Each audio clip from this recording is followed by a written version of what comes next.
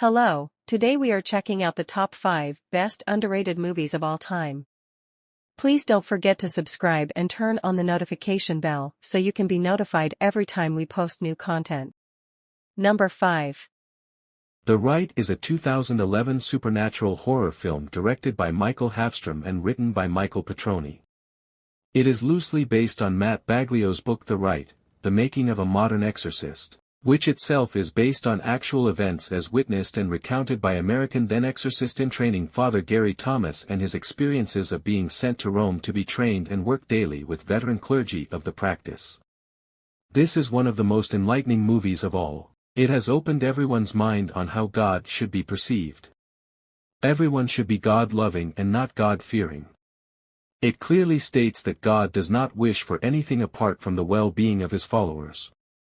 However, in case of any mishaps, one blames God, as it is a misconception that God is the reason behind everything, whether good or bad.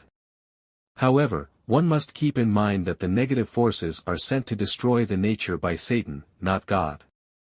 It's not your usual horror flick which gives you scary nightmares. It's rather based on a character who is skeptical about existence of ghosts/evil and in the end becomes a strong believer in God.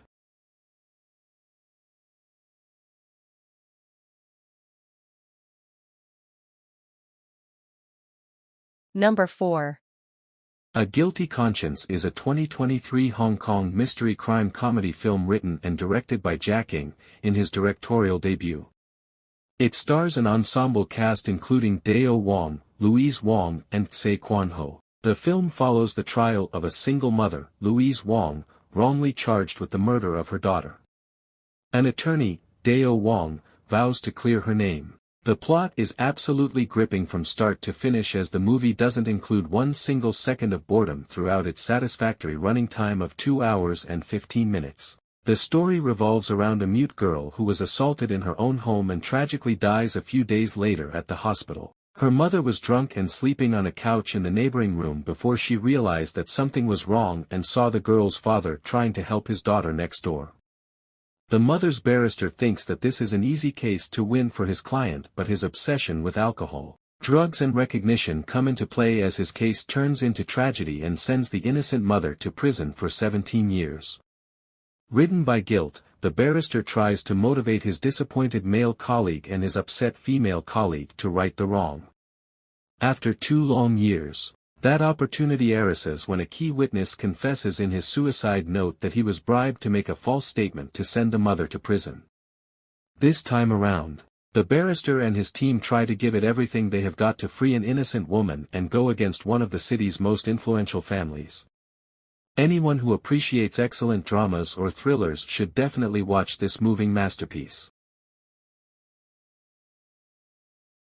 Number 3. Jaws is a 1975 American thriller film directed by Steven Spielberg, based on the 1974 novel by Peter Benchley.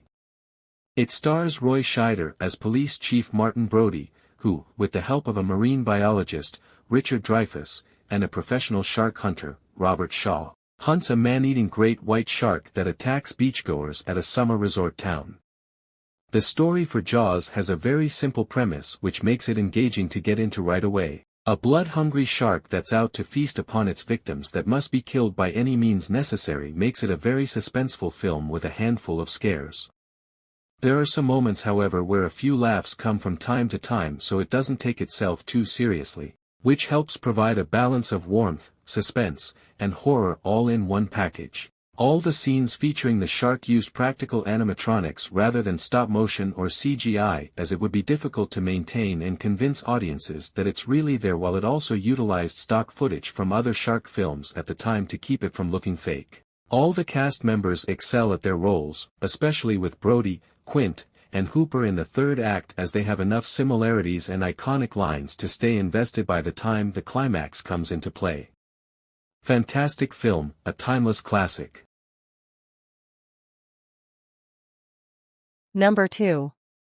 Father and Soldier, Tirailleurs, is a 2022 French-Senegalese war drama film directed by Matthew Vadepied, starring Omar Sy, Alassane Diong, and Jonas Bloquet. During World War I, in 1917, Senegalese Bakary Diallo enlists in the French army in order to be with his 17-year-old son, Thierno, who was forcibly recruited. Sent to the Western Front, they try to find the means to return to Senegal, Bakary through underground contacts and Thierno through the command structure. Bakary is focused on escape, determined to rescue his son from certain death in combat, but they quickly discover how difficult that will be, prompting Thierno to conclude that the only way out is through defeating the German army.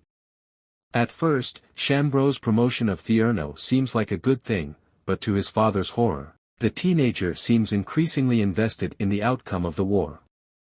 Is it because Thierno sees it as the only possibility for freedom? Or is military glory a way to assert independence from his father?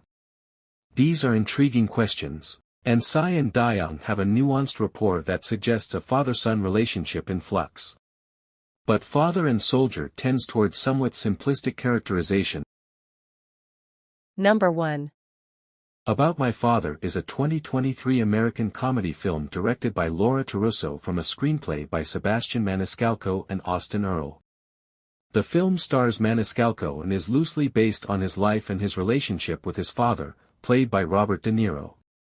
Leslie Bibb, Anders Holm, David Rask, and Kim Cattrall co-star in supporting roles. We recently watched the movie and it was an amazing experience. From start to finish, the film will have you laughing out loud and feeling all the emotions.